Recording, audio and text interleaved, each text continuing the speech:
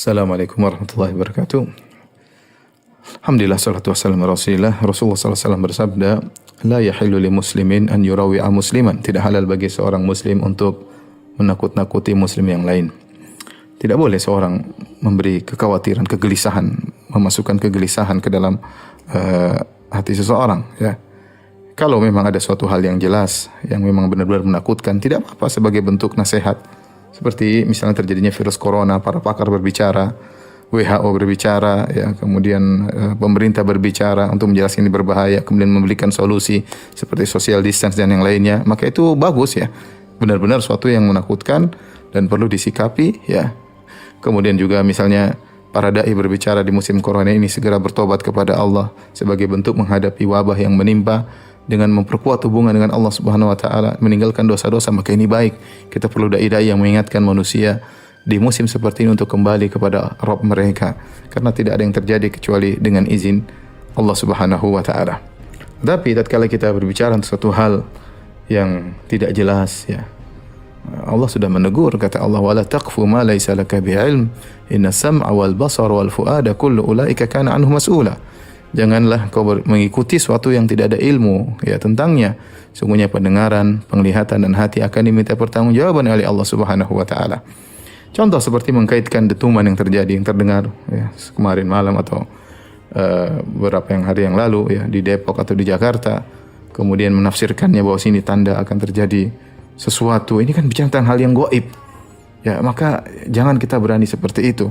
Kalau mengatakan bahwa kondisi atmosfer atau langit atau kemudian adanya gunung-gunung yang mulai tanda-tanda akan meletus dan yang lain ini bertanda akan terjadi sebentar lagi akan terjadi hari kiamat. Kemudian akan muncul tanda besar hari kiamat, adanya dukhan, ya. Maka ini semua perlu pembahasan yang benar, ya, bukan hanya sekedar menduga-duga sehingga memberi rasa takut kepada kaum muslimin, ya.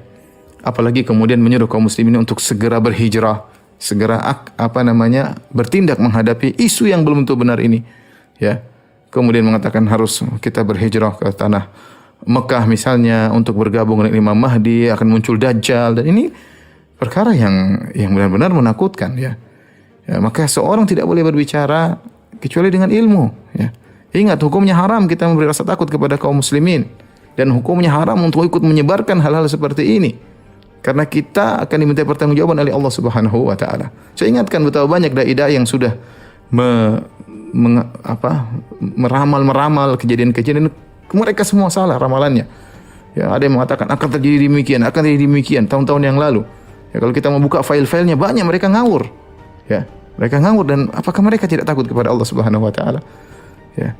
Kalau memang kondisinya sudah benar-benar, kemudian sudah dalilnya jelas, nyata, kita boleh berbicara. Adapun hanya menduga-duga, maka ini tidak boleh. Yang benar sekarang ini kita menyuruh orang-orang kaum muslimin untuk kembali kepada Allah, bertobat kepada Allah Subhanahu wa taala. Adapun dukhan, ya, kalaupun datang, ya, maka dia akan membedakan antara kaum mukmin dengan orang kafir atau orang munafik. Dalam hadis, ya, bahwasanya dukhan ya'khudhul mu'min kazzakmah.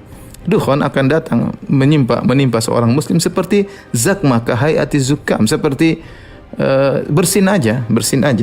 Adapun amal kafir, adapun orang kafir, maka dukhan akan masuk dalam orang kafir, fayantafikh, maka dia akan masuk dukhan tersebut, asap tersebut dalam diri orang kafir sehingga dia membesar, ya.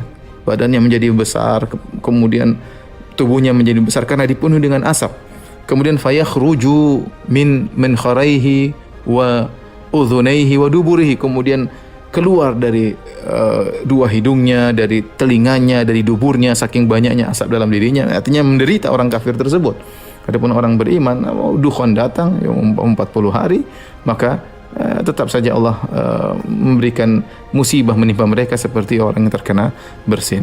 Maka maksud saya, tidak boleh kita menyampaikan satu berita yang berlebih-lebihan sehingga menimbulkan rasa takut yang berlebih-lebihan kepada kaum muslimin. Karena untuk menghadapi virus corona kita butuh ketenangan, ya.